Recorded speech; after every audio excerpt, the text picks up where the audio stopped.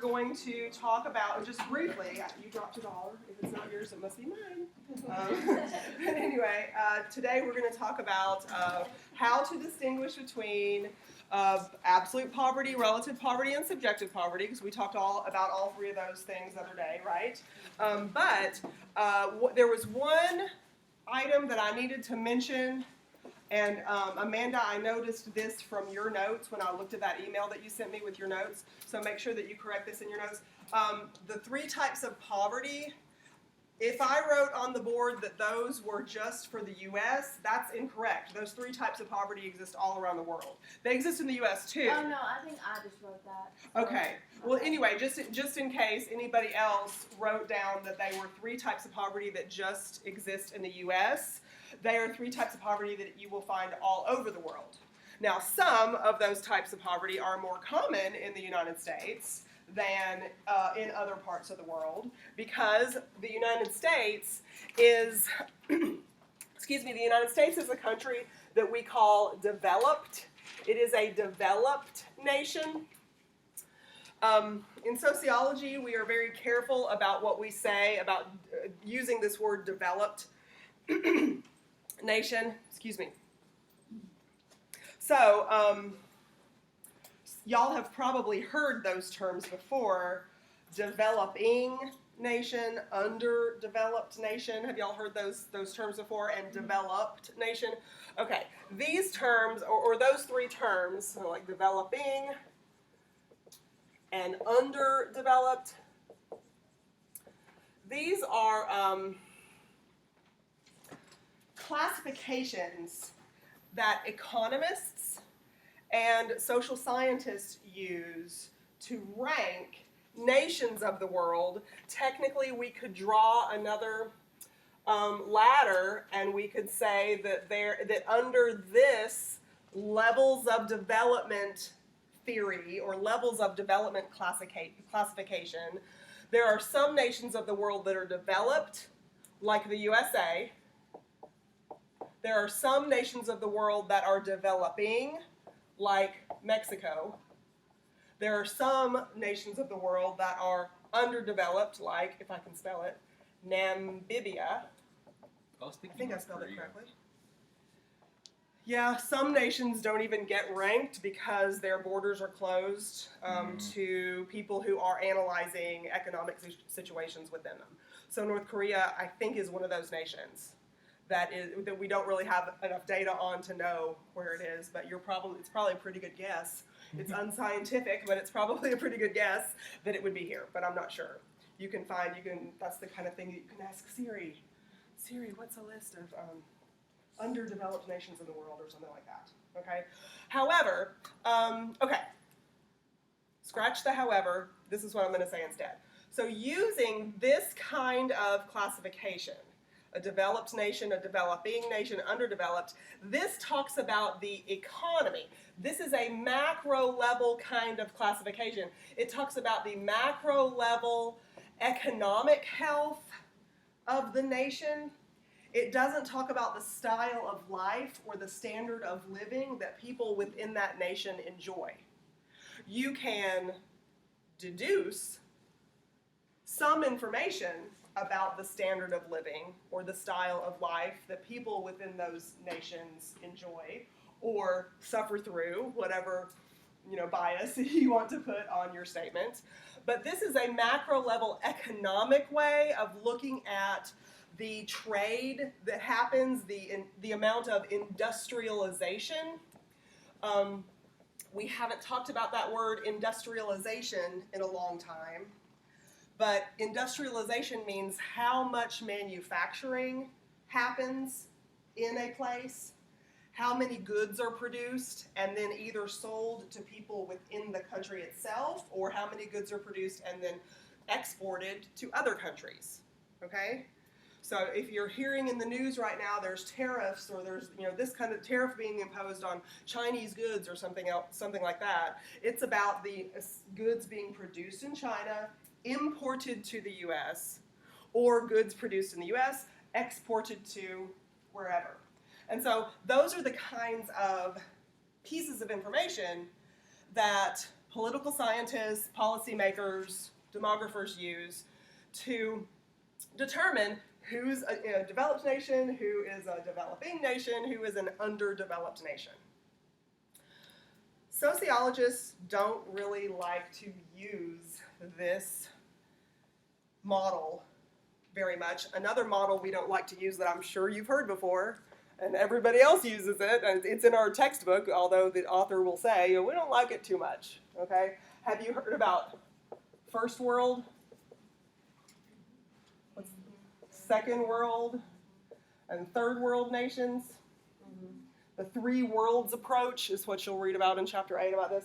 We again don't like this because it takes macro level economic issues, macro level development issues like industrialization, or what kind of infrastructure. Here's a word you need to know. Infrastructure. Infrastructure are things like, this is not a definition, this is examples. Examples of things that are infrastructure, like roads, like the electrical grid, like housing, permanent housing, water treatment, and water, things like that. Water treatment and, what's the word I'm trying to say? Water delivery, can you get? It doesn't matter if water is treated and it's potable if you can't get access to it. So some countries like ours, have access to that indoor plumbing that we were talking about the other day, and how many of us take for granted that we can turn on that faucet and water will come out. So water availability, this is like the plumbing access. I'll just say plumbing access to get the infrastructure, railroad services or internet services. All of these things are included in infrastructure.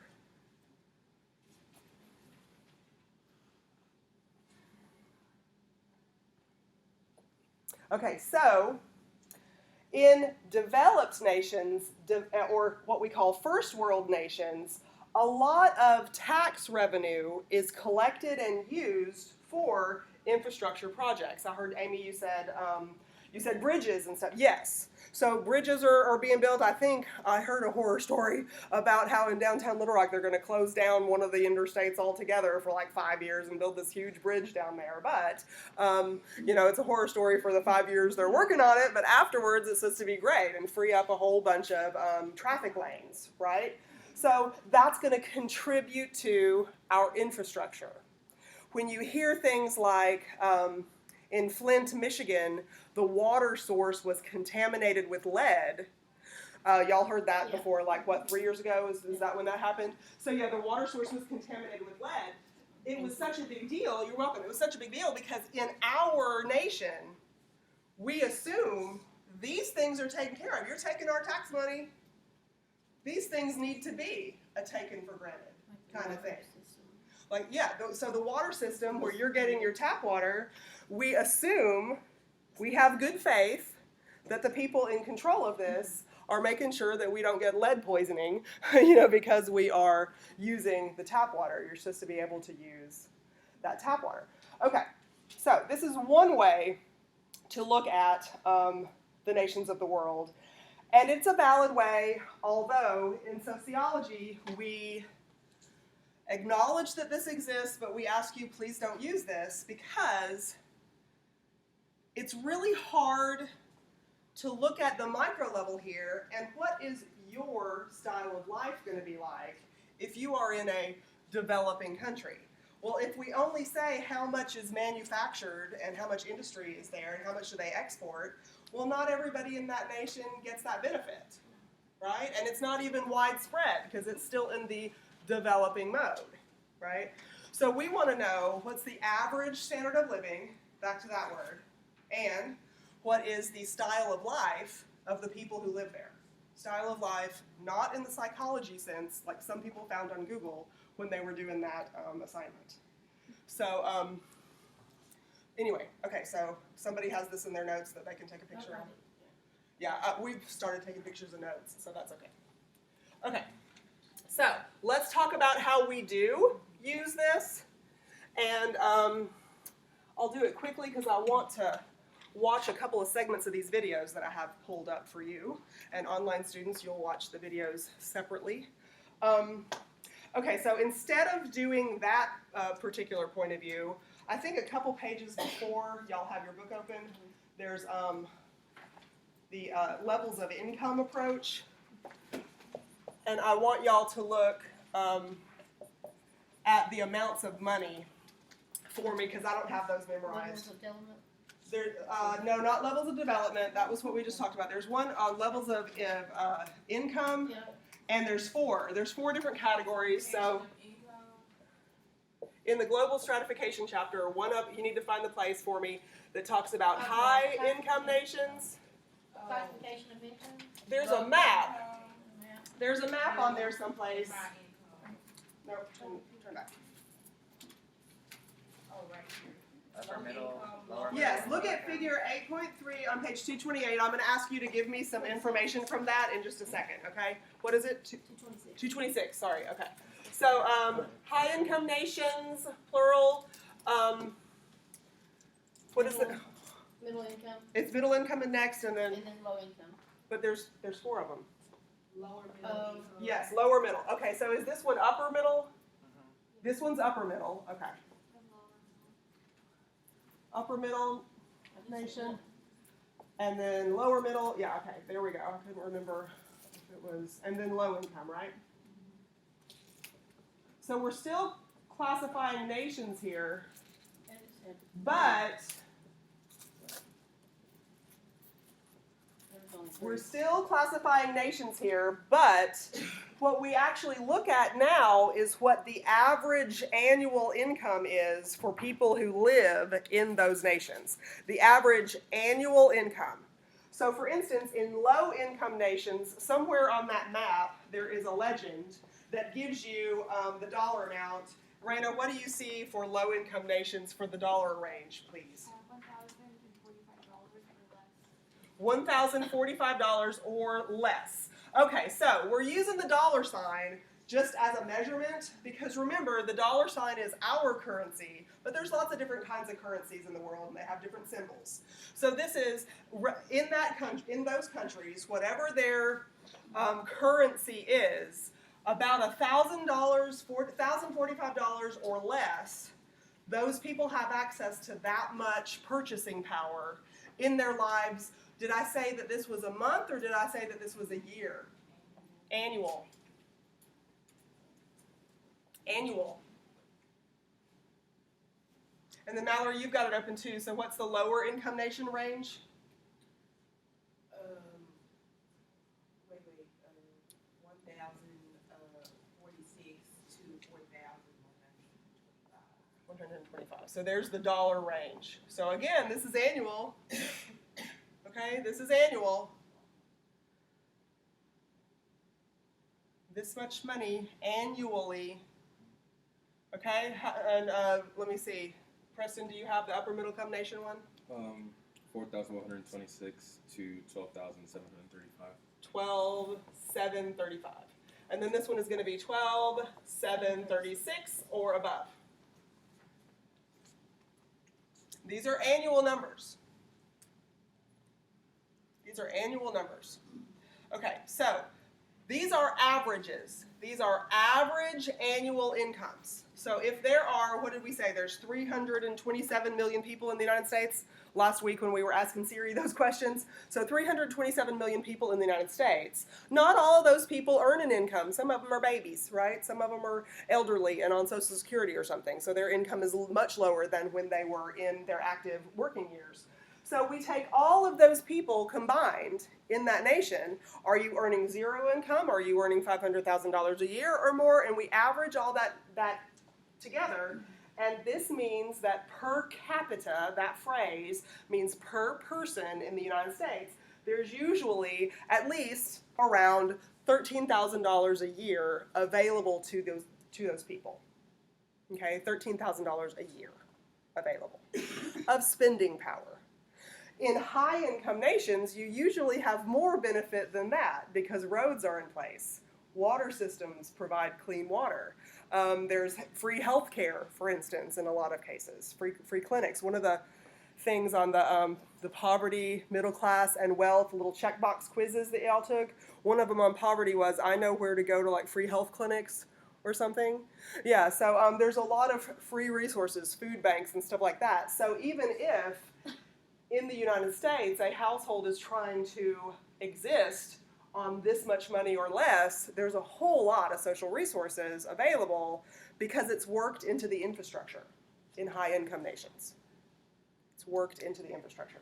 Low-income nations, this is the amount of money, the average amount of money. You take everybody in the nation, and somebody maybe is making $4,500,000 a year, and a whole bunch of people are making nothing.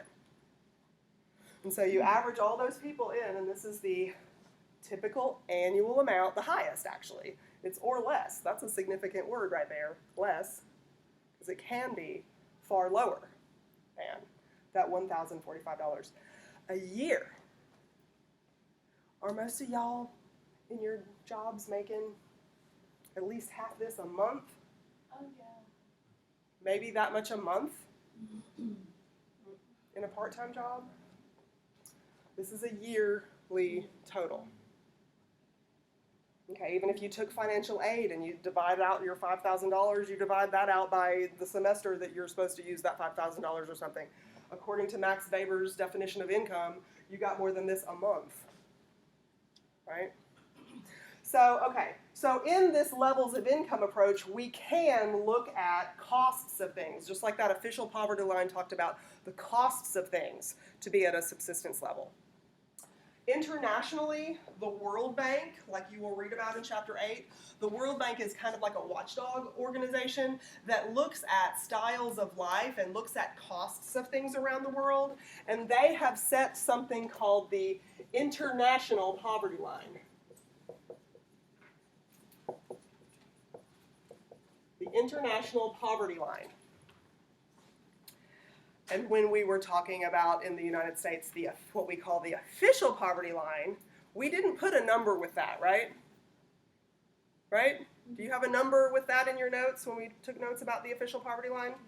No. Why did we say we weren't going to put a number? Because it's Because very they don't have difficult. one, right? It's very difficult to distinguish. We don't have a definite number because, so the first part of what Amanda said is right, and it's because of what Preston said. Yes, we don't have an official number because it's very difficult to determine because there's all kinds of different variables that go into it.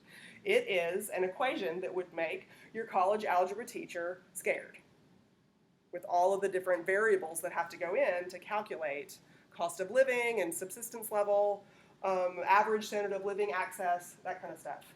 However, the World Bank does put a number with what the international poverty line is. Some of you might have already spotted it in Chapter 8, but let me tell you, in case you haven't already, it is $1.25 a day in purchasing power.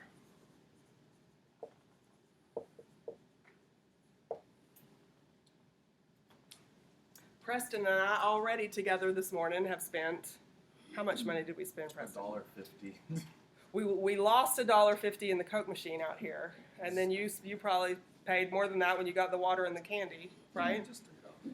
Yeah, just $3. Well, today, for just Preston and me, this electricity costs money per second that we're using it, per person in this room. The water, if you washed your hands in the bathroom here, costs the school a little bit of money per person.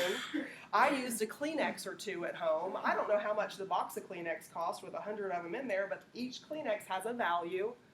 Your bottle of water or your tap water, even if you got it out of that source, which grosses most of you out, but even if you got it from that source, it costs some money. If you still live at home with your folks, I recommend, as long as you can stand it, keep that up because it will give you a lot of as long as you can take it, live there as long as possible, because you're getting a great deal of purchasing power benefit from that.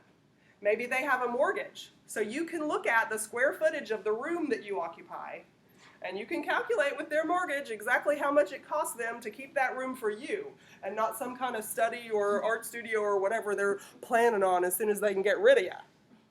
Right? And then So, pay them. do what? And then pay them. Yeah, exactly. So your existence costs money.